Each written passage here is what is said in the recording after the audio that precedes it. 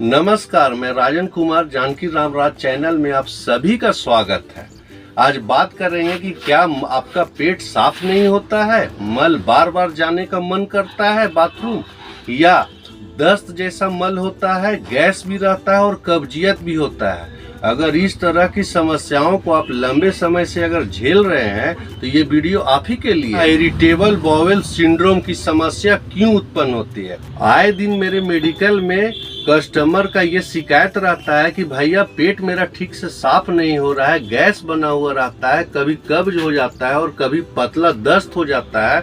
समझ में नहीं आ रहा है कि मैं क्या करूं। अगर इस तरह का लक्षण है तो इसके विषय में मैं बात करूंगा कि आईबीएस क्या होता है। इरिटेबल का मतलब होता है इरिटेट करना मतलब चिड़चिड़ापन, उसी से इरिटेबल बना है।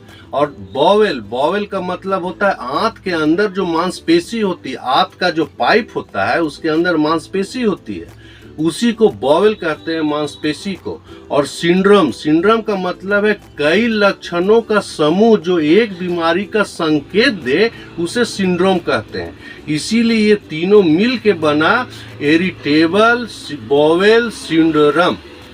आईबीएस में मोटिलिटी जो होता है, आंत के अंदर जो मांसपेशी होती है वो सुस्त पड़ जाता है, और सुस्त पड़ने के कारण क्या होता है, कभी है सो कब्ज का रूप ले लेता है, सुस्त हो जाता है तब, या कभी अगर सही रहा तो मल को ठीक से निकाला, या अगर कभी उसको समझ में नहीं आया, बार बार तेलियत चीज खा रहे हैं, अगर है सो मांसपेशी को समझ में नहीं आया तो वो फूलना और पचकना और फूलने का प्रक्रिया को बहुत धीमा कर देता है, जिसके कारण इन सभी तरह के बीमारियों का सामना आपको करना पड़ता है। पेट भारीपन महसूस होगा, एक ही साथ में कभी गैस छूटेगा, उसके बाद कब्ज हो जैसा लगेगा, और तीसरा में है सो आपको पतला लैट्रिन भी हो सकता है। एक बार में टॉयलेट में बैठने में तीनों का तीनों प्रक्रिया आप महसूस कर सकते हैं।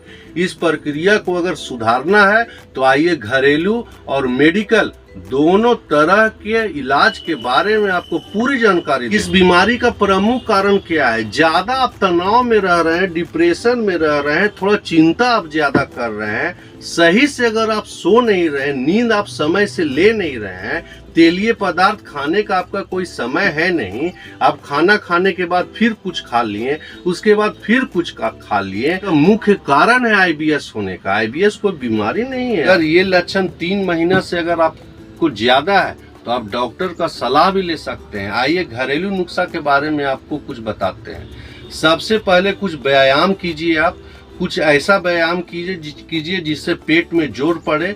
आज के समय में आप पेट का सीटअप मार सकते हैं। अगर आप कभी नहीं अगर ऐसा किए हैं तो 5-10 सीटअप ही डेली मारें, बहुत ही आराम मिलेगा। पेट का मांसपेशी को जोड़ने में और फूलने में जो है सो बहुत सहायक होगा आपका। दूसरा, आप सबगोल का भूसी आप है सो ले सकते हैं गुनगुना पानी में। अगर ठंडा भी पानी है तो आप ले सकते हैं 1 चम्मच डेली, रात को या सुबह में।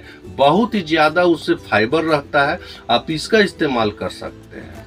अगर घरेलू नुस्खा के बारे में अगर बात किया जाए और ज्यादा तो आप फाइबर युक्त सब्जी ले सकते हैं। वैसा सब्जी गाजर है, मूली है, फाइबर युक्त सब्जी है, उसे आप अपने खाना में इस्तेमाल कर सकते हैं, आप भोजन में इसका इस्तेमाल कर सकते हैं।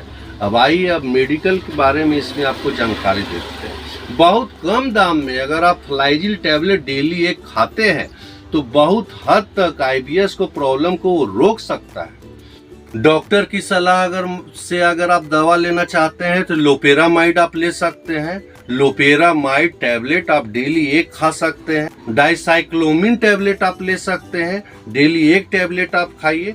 ये भी आपको है सो लगभग 1 से 2 महीना खाना है। 1-2 महीना अगर आप खाते हैं तो आईबीएस का प्रॉब्लम बिल्कुल ही ठीक हो जाना है।